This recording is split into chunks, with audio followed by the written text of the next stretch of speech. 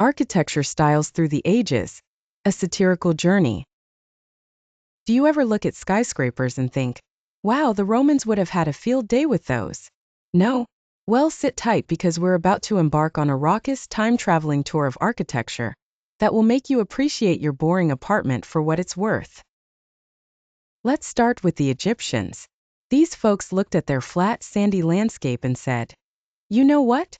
We need some giant triangles. Behold, the pyramids of Giza, the ancient equivalent of popping up a tent, but with significantly more manpower, and a penchant for mathematical precision that would make even Einstein scratch his head. Fast forward to the Greeks. Ever the innovators, they decided that rectangles were the way to go, but with columns, lots and lots of columns. Doric, Ionic, Corinthian, they couldn't decide, so they just used them all. It's like they were building elaborate temples just to show off their interior design degrees. Move along to the Romans, who took Greek ideas and said, let's add some plumbing.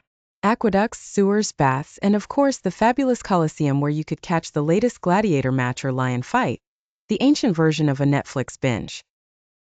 Skip a few centuries and you land in medieval Europe. If you were a knight or a damsel, you lived in a stone fortress. High walls, drawbridges, and moats. It was less about the open concept and more about keep the invaders out. Think of it as the gated community of yore.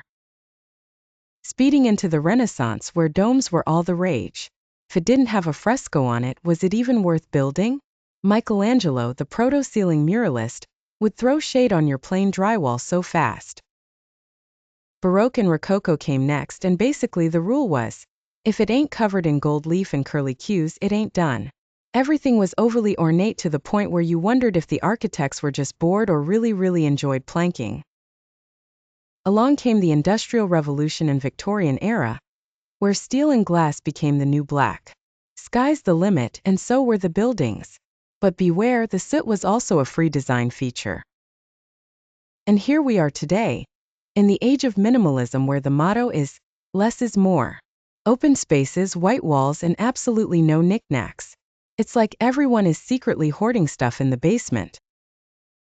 So the next time you complain about the leaky faucet in your mass-produced house, just remember, somewhere out there an Egyptian pharaoh is spinning in his sarcophagus with envy. And maybe, just maybe, you'll find a little more appreciation for your modest abode.